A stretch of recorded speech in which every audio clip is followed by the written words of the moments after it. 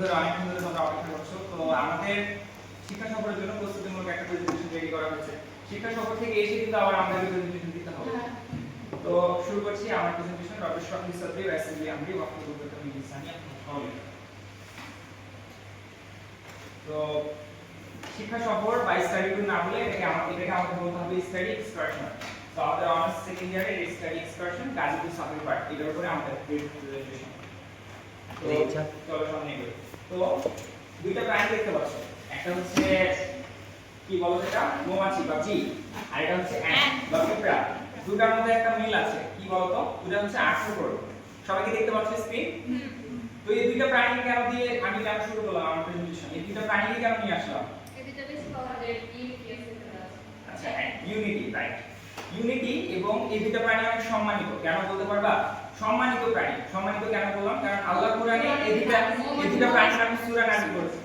এই যে এটা, হ্যাঁ, সূরা নাহল, আর এটা হচ্ছে সূরা না, এটা হচ্ছে নাহল আর এটা হচ্ছে সূরা নাহল। ঠিক আছে? আচ্ছা, তো সামনে এগোই। আচ্ছা, তার আগে সামনে এগোনোর আগে আরেকটু কথা থেকে গেছে। তো এদেরকে দিয়ে শুরু করানোর কারণ হচ্ছে এদের থেকে আমাদের শিক্ষা নেওয়া আছে। কি শিক্ষা বলতে পারবা? মৌমাছি একতাবদ্ধভাবে কাজ করে। এমন একতাবদ্ধ কর্মী মৌমাছিরা মিলে সবাই মিলে একসাথে একটা পুরো চাকের জন্য কাজ করে। ওদের মধ্যে একজন রানী মৌমাছি থাকে, রানী মৌমাছি কমান্ড দেয় যেটা সেটাই মেনে চলে। কর্মী মৌমাছিরা একদম মিলেমিশে কাজ করে। কেউ যদি একটু আঘাত পায়, কাউকে যদি একটা মৌমাছি ঢিল ছোড়ার মাধ্যমে যদি কেউ আঘাত দেয় একটা মৌমাছিকে, তাহলে সবাই মিলে সেটা প্রতিঘাত করে। তাহলে এটা আমাদের মানুষের জন্য শিক্ষা না? বলো। তারপরে পিঁপড়ারা দেখো, এই যে মৌমাছিটা আমাদেরকে হাই জানাচ্ছে, দেখো তোমরা।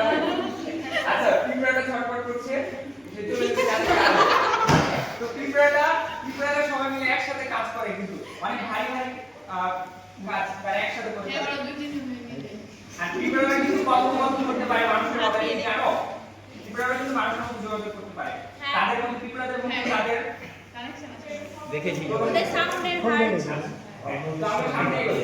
তো মৌমাছিদের নিয়ে আমি আমাদের আজকে শুরু করছি। এক্সকারশন। আমার নাম Mohammad Abu Saeed, department of geology, Nawabganj সরকারি কলেজ। এবং তারপরে এইখানে দেখো বি ইউনাইটেড, এই লেখাটা কত হয়তো সবাই দেখেছো হয়তো। এটা দেখো বিনা ম্যাম গ্রুপে, বিনা ম্যাম এই লেখাটা লিখে দিয়েছে আমাদের গ্রুপের টাইটেলে। তো বি ইউনাইটেড একতাবদ্ধ থাকবে। ঠিক আছে, তো চলো সামনে এগোই। তো এখানে আমাদের প্রথম বর্ষের শিক্ষা সফর থেকে কিছু শিক্ষা দেওয়া আছে। আমরা এখানে ছিলাম কতজন? 59 জন না 56 জন? কতজন মনে আছে?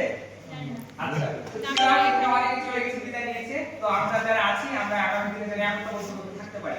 আমাদের আসলে ইউনিটিটা প্রয়োজন। আমরা তো বলতে পেরেছি আলহামদুলিল্লাহ। আরো যদি হতে পারতো তাহলে আরো অনেক কিছু ভালো হতো। ঠিক আছে? এবং এটা হচ্ছে প্রথম বর্ষের শিক্ষা সফরের ব্যানার। এটা বাসে লাগানো ছিল, দেখেছিলাম না? এখানে একটা কথা লিখেছিল, দেখো এই কথাটা কি পড়েছিল সবাই একটু পড়ো। কি লেখা আছে? একটি সভ্য সমাজে যে ব্যক্তি বন্য প্রাণী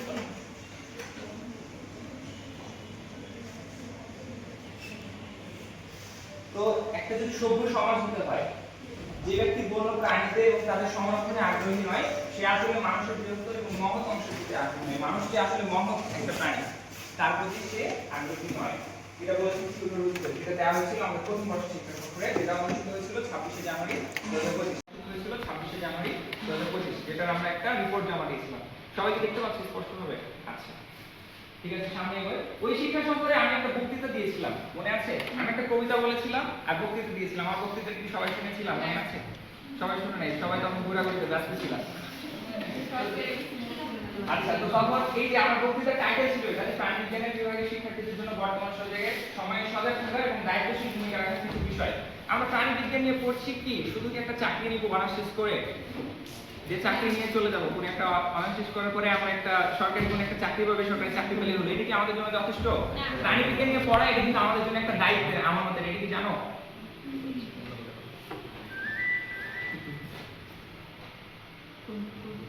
আচ্ছা, তাহলে কি সে দায়িত্ব? সেই দায়িত্বগুলো একটু স্মরণ করিয়ে দিতে চাই। দায়িত্ব এই যে দেখো আমার পুরো বক্তৃতাটা কিন্তু সংক্ষিপ্ত। জলবায়ু পরিবর্তন, পরিবেশ সংরক্ষণ। জলবায়ু পরিবর্তন হচ্ছে হিট ওয়েভ তৈরি হচ্ছে, মানে জলবায়ু পরিবর্তনের মাধ্যমে গ্লোবাল ওয়ার্মিং হচ্ছে। এখানে কিন্তু আমাদের প্রাণী বিজ্ঞানীদের এখানে কাজ করতে হবে, পরিবেশ সংরক্ষণ করতে হবে। যেগুলো বিলুপ্ত হয়ে যাচ্ছে প্রজাতি, এগুলো বিলুপ্ত হয়ে যাওয়ার জন্য পরিবেশের উপর প্রভাব পড়ছে বিরূপ। তো এগুলো আসলে একাডেমিক কথাবার্তা, এগুলো এখন আমাদের ভালো লাগবে না, এগুলো পার করি। ঠিক আছে? তো আমার এই বক্তৃতাটা এখানে ছিল, এগুলো দেখো জিনোমিক্স এবং বায়োটেকনোলজি হচ্ছে এখন একটা খুবই গুরুত্বপূর্ণ সেক্টর যেখানে আমরা কাজ করতে পারি, সামাজিক সচেতনতা বৃদ্ধি করতে পারি, প্রযুক্তি ব্যবহার করতে পারি, আর এইগুলো হচ্ছে আমাদের কাজ। আমরা যে পড়াশোনা করি, পড়াশোনাটা আমরা আনন্দ নিয়ে কেন করতে পারি না? যখন পড়াশোনাটাকে শুধু বইয়ের জ্ঞানের মধ্যে সীমাবদ্ধ রাখি, আমরা বাস্তব জীবনে যদি রিলেট করে পড়তে পারি তখন পড়াশোনাটা আনন্দময় হয়ে ওঠে। বাস্তব জীবনে দায়িত্ব বোধ নিয়ে যদি আমরা পড়াশোনা করি তখন সেই পড়ালেখাটা আনন্দময় হয়ে ওঠে। তো এখানে জাস্ট একটা পাওয়ার পেজ দেওয়া হয়েছিল আমার বক্তৃতাটা সম্পর্কে, তো এটাকে আমি পার করে দিচ্ছি, এগুলো বলেছি। আচ্ছা, ফিউচার জুলজিস্ট, জুলজিস্টের বহুমুখী সত্তা এখানে দেখানো হয়েছে। আচ্ছা, তাহলে এখানে শেষ করছি। আচ্ছা, এটা হচ্ছে একটা বিজ্ঞান বায়োলজি বিষয়ে একটা প্রতিবেদন। প্রতি বছর 10,000 থেকে 1 লক্ষ পরিমাণ প্রজাতি বিলুপ্ত, এক্সটিংক্ট হয়ে যাচ্ছে, অর্থাৎ বিলুপ্ত প্রায় হয়ে যাচ্ছে মানুষের কর্মকাণ্ডের জন্য। তাহলে কি তাদেরকে সেভ করা আমাদের দায়িত্ব না? তারা যদি বিলুপ্ত হয়ে যায় পরিবেশটা বা পৃথিবীটা এক সময় হুমকির মুখে পড়বে। তারপরে দেখো কোরাল রিফ, আমরা মিডল ইয়েতে পড়েছি না, কোরাল রিফ 1 থেকে 2% হারে প্রতি বছর ধ্বংস হয়ে যাচ্ছে বা বিলুপ্ত হয়ে যাচ্ছে। তারপরে দেখো এই যে একটা কোভিড-19 যে করোনা ভাইরাসের যে একটা সময় গেল, এখানে কাজ করার সবচেয়ে বেশি অগ্রণী ভূমিকা পালন করার দায়িত্ব কারা ছিল? প্রাণীবিজ্ঞানী বা ডক্টররা। তো আমরা যেন নাম বুঝে হ্যাঁ, এই যে ডক্টররা চিকিৎসা বিজ্ঞানে এত প্রোগ্রেস কিভাবে করেছে বলো তো? প্রাণীবিজ্ঞানীরা সে অ্যারিস্টটল থেকে শুরু করে প্রাণীবিজ্ঞানীরা মানুষের অ্যানাটমি এবং মানুষের যে রোগ প্যাথোলজি নিয়ে গবেষণা করেছে, তখনই কিন্তু ডক্টররা পেরেছে। তো আমরাও কিন্তু আমাদের যে অবদান এর মাধ্যমে কিন্তু ডক্টররাও কাজ করতে পারে। তো আমরাও কিন্তু চিকিৎসা বিজ্ঞানে অবদান রাখতে পারি। তারপরে দেখো বিজ্ঞানীরা ধারণা করছেন যে আচ্ছা এখানে বলা আছে ইনফেকশাস ডিজিজ, যেগুলো হচ্ছে সংক্রামক রোগ, সেগুলো 60% যেগুলো মানুষ থেকে প্রাণীতে এখন মানে প্রাণী থেকে মানুষ ছড়িয়ে পড়ছে। তারপরে দেখো বিজ্ঞানীরা ধারণা করছেন যে এখন বর্তমানে পৃথিবীতে যতটুকু প্রজাতি আছে, কত লক্ষ প্রাণী প্রজাতি কে বলবে? 1.5 মিলিয়ন বা 15 লক্ষ বা 14 লক্ষ বা 13 লক্ষ, অনেকগুলো বলা আসছে বই, ঠিক আছে? তো তাহলে এখন 15 লক্ষ আছে, এটা জাস্ট 1%, মানে এর আগে 99% যে প্রাণী ছিল সেগুলো সব বিলুপ্ত হয়ে গেছে, এখানে বিজ্ঞানীরা ধারণা করছে। তাহলে এত প্রাণী বিলুপ্ত হয়ে গেছে, এই প্রাণীগুলোকে আমরা সংরক্ষণে রাখতে পারিনি। প্রত্যেকটা প্রাণী আল্লাহর পক্ষ থেকে পাঠানো একটা প্রাণী, যদি একটা প্রাণী হারিয়ে যায় ওই প্রাণীটাকে আবার পুনরায় কি উৎপাদন করা সম্ভব? এখন বলবো যে জুরাসিক পার্ক যে মুভিতে ডাইনোসরকে কিভাবে আবার উৎপাদন করা হয়েছে, হ্যাঁ, তো এইভাবে হয়তো সম্ভব। কিন্তু হ্যাঁ, আসলে এটা নিয়ে রিসার্চ চলছে এবং 2025 সালের জানুয়ারিতে একটা গবেষণা প্রকাশিত হয়েছে যে আসলে হয়তো বা ডাইনোসরকে আবার নিয়ে আসা সম্ভব হতে পারে। তো আমাদের দেশে অনেকগুলো জায়গা আছে যেগুলোর অভিভাবক আমরা। অভিভাবক বলতে কি বুঝতে পারছো? অভিভাবক এই জায়গাগুলো সংরক্ষণ করে আমাদের দায়িত্ব, মানে আমাদের তত্ত্বাবধানে থাকবে। এই জিনিসটা ফিল করতে পারবা যদি এইচএসসি বায়োলজির একটা বইয়ের একটা পৃষ্ঠা তোমাদেরকে দেখে। এটা কি বলতো? সুন্দরবন, ছবি একটু আর কি ব্লার হয়ে গেছে। তারপরে এটা হচ্ছে কক্সবাজার, তারপরে এটা হচ্ছে পার্বত্য চট্টগ্রাম, তারপরে কাইজিং সাফারি পার্ক একটা অংশ বলতে পারো। তো এইগুলো সংরক্ষণ করা কিন্তু আমাদেরই দায়িত্ব। এগুলো সম্পর্কে জানা এবং এগুলো সংরক্ষণে সচেতন হওয়া আমাদের ভূমিকা। তো এই যে কাইজিং সাফারি পার্কের গেট দেখে নাও, আমরা এখানে যাবো কয়েকদিনের মধ্যে ইনশাআল্লাহ, ঠিক আছে? তারপরে চলো সামনে এগোই। তো আরো কিছু জায়গা আছে, দেখো বিভাগীয় প্রাণী সম্পদ অধিদপ্তর, যেটা এই যে প্রাণী সম্পদ অধিদপ্তর আছে প্রত্যেকটা জেলায় এবং প্রত্যেকটা বিভাগে। এই বিভাগগুলোতে জেলাগুলোর যে প্রাণী সম্পদ, এগুলো হচ্ছে আমাদের কার্যালয়, এগুলো হচ্ছে আমাদের আগামী দিনের কার্যালয়, এইগুলো আমরা আগামী দিন পরিচালনা করব। তাহলে তারপরে দেখো রাজশাহী ইউনিভার্সিটির ডিপার্টমেন্ট অফ জুলজি যে মিউজিয়াম, এটা তোমাদেরকে ভ্রমণ করার জন্য আহ্বান হলো। এটা হচ্ছে আমাদের কার্যালয়। এখানে আমরা মাত্র 4 জন অলিম্পিয়াডে গিয়েছিলাম। এই মিউজিয়ামটা যদি দেখতে পারো, কামরুল এই যে এটা হচ্ছে গেট, বন্ধ করে দিয়েছে গেটটা আর কি, বের হয়ে আমরা তারপর একটা ছবি নিয়েছিলাম। কামরুল স্যার এই মিউজিয়ামটার কথা বারবার ওনার লেকচারে বলে। তো তোমাদের আহ্বান হলো সামনের বছর যখন জুলজি অলিম্পিয়াড হবে, সামনের বছর মে মাসে হবে, মে মাসের প্রথম সপ্তাহে, তখন অলিম্পিয়াডে অংশগ্রহণ করার মাধ্যমে তোমরা রাজশাহী ইউনিভার্সিটির স্যারদের সাথে কথা বলতে পারবা এবং মিউজিয়ামটা ঘুরে দেখতে পারবা। তাহলে পড়ালেখাকে আরো বেশি ভালো লাগে, পড়ালেখার প্রতি ভালো লাগা, ভালোবাসা তৈরি হবে। চলো এবার সামনে এগোই। আচ্ছা, পিকনিক, তাই না? আমরা অনেকে পিকনিক শব্দটা ব্যবহার করছি। পিকনিকে আমরা জোরে ভাষা বলি বইয়ের ভাষায়, আর চাপাই আমরা কি বলি? দেখো কেটে চলে আসছে, বৈশাখ বলতে পারি, তাই না? আচ্ছা, তো এইগুলোকে কি করা যাবে না? বলা যাবে না, বলা নিষেধ প্রাণী বিজ্ঞানের ছাত্র হইলে, ঠিক আছে? বাড়িতে তোমরা কানটায় গিয়ে যে পিকনিক করো বা পার্কে গিয়ে করো, সেটাকে পিকনিক বলবা, কিন্তু প্রাণী বিজ্ঞানের ছাত্র হলে আর পিকনিক বলা যাবে না, ভুলেও পিকনিক বলবা না।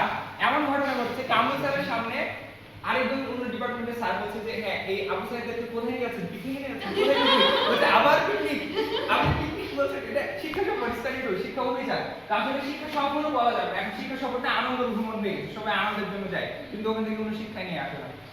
তো আমাদেরকে বলতে হবে স্টাডি ট্যুর অথবা এক্সকারশন। এক্সকারশন আমাদের সিলেবাসে বলা আছে, এক্সপেডিশন, শিক্ষা সফর বা শিক্ষা অভিযান যদি আমরা বলি তাহলে সবচেয়ে ভালো হয়। আমরা গাজীপুর সাফারি পার্ক এমন একটা অভিযানে যাব যেটা আমরা জ্ঞান অর্জনের জন্য যাব। আমরা তার অভিভাবক তার সন্তানকে যেভাবে লালন পালন করে, তো ওই জায়গা থেকে আমরা লালন পালন করে হয়তো বা আমরা আগামী দিনে রাখবো এরকম। তো সামনে এগোই। আচ্ছা, এই যে তোমাদের বারবার যেটা বলছিলাম, এটা হচ্ছে আমাদের ফার্স্ট ইয়ারের সিলেবাস। ফার্স্ট ইয়ারের জুলজি প্র্যাকটিক্যালে এই সিলেবাসে এখানে বলা ছিল যে field visit to observe local invertebrate fauna. এখানে আমরা বাবুডাঙ্গি গিয়েছিলাম এটা কমপ্লিট করার জন্য। তারপরে আমাদের সেকেন্ড ইয়ারের প্র্যাকটিক্যালে আছে দেখো সমুদ্র, এস্টুয়ারি বা ফরেস্ট।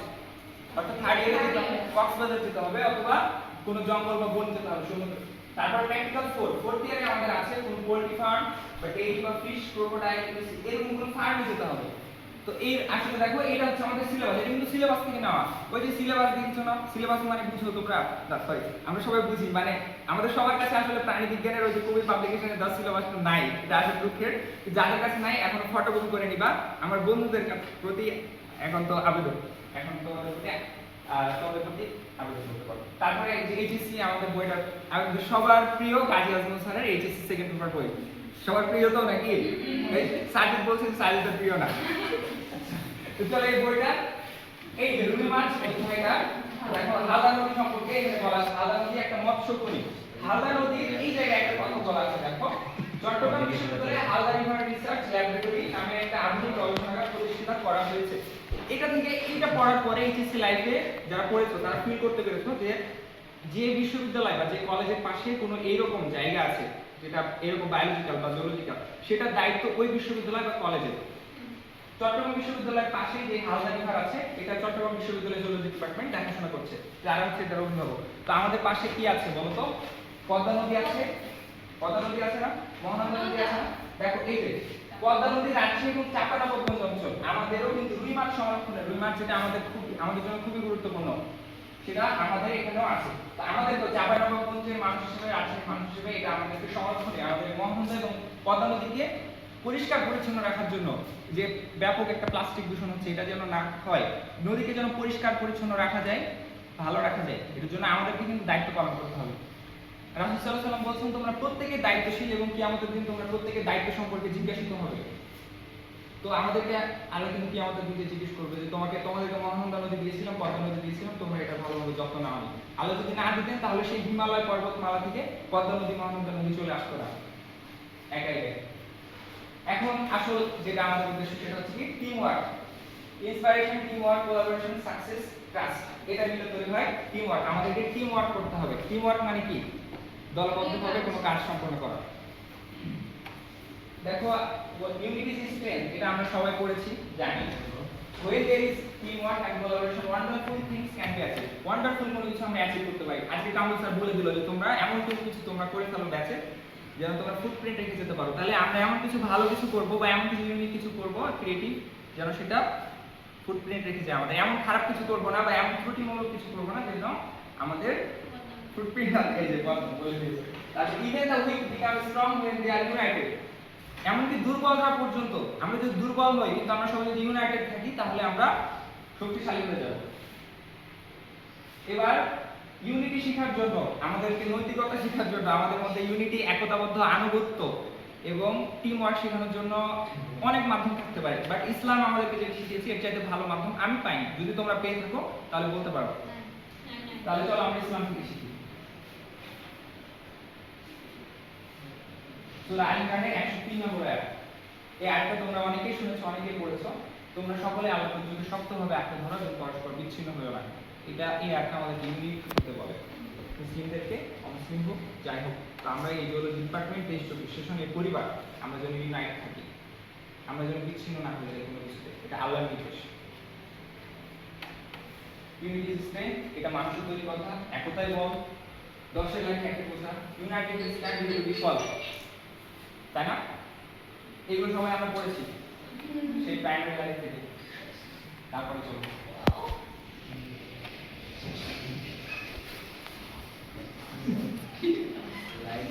পড়ো কি লেখা আছে দেখো।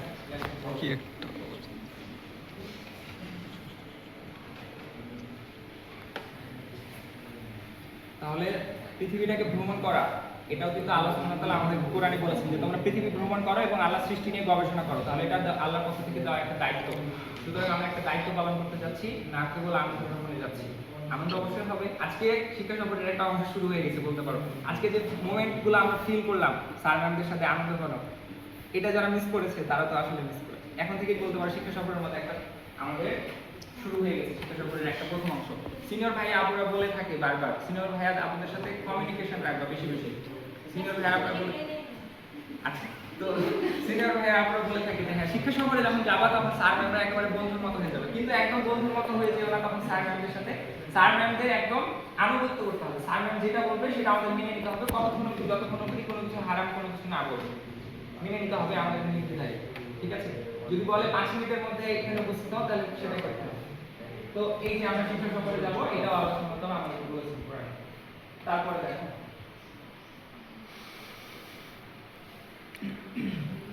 যে ব্যক্তি জ্ঞান অর্জনের খুঁজে বের হয় সে আলোর পথে বের হয়। আমরা জ্ঞান অর্জনের খুঁজে বের হবো তো নাকি? তাহলে আমরা আলোর পথে বের হবো ইনশাআল্লাহ। ঠিক আছে, আল্লাহ বলছেন কোরআনে যে মানুষকে আমি ইবাদত ব্যতীত কোনো অন্য উদ্দেশ্যে সৃষ্টি করিনি, ইবাদতের জন্য আমাদেরকে সৃষ্টি করা হয়েছে। তাহলে আমাদের এই শিক্ষা সফরে যাওয়াটা হচ্ছে একটা ইবাদত। ওকে, তাহলে আল্লাহ আমাদের শিক্ষা প্রদানকে তার জ্ঞান অর্জন তার সন্তুষ্টির জন্য কবুল করে নিন। সকলে বলি আল্লাহুম্মা আমিন। তারপর এখন এখন যে লেখাটা আসছে এটা দেখার পরে তোমরা হয়তো কেউ কেউ আমাকে আস্ত রাখতে নাও পারো। আচ্ছা দেখো কি আছে। হ্যাঁ, সূরা নিসাতে আয়াত এসেছে, হে বিশ্বাসীগণ তোমরা আনুগত্য করো আল্লাহ এবং রাসূল সাল্লাল্লাহু আলাইহি ওয়াসাল্লামের এবং তোমাদের দায়িত্বশীলদের। এখানে কোনো জায়গায় ইমাম বলা হয়েছে অর্থে, ইমাম শব্দটা যে তোমরা শুনেছো। তো দেখো এরপরে যে কথাটা আসছে সেটা তোমরা পড়ে রাখো কি লেখা আছে।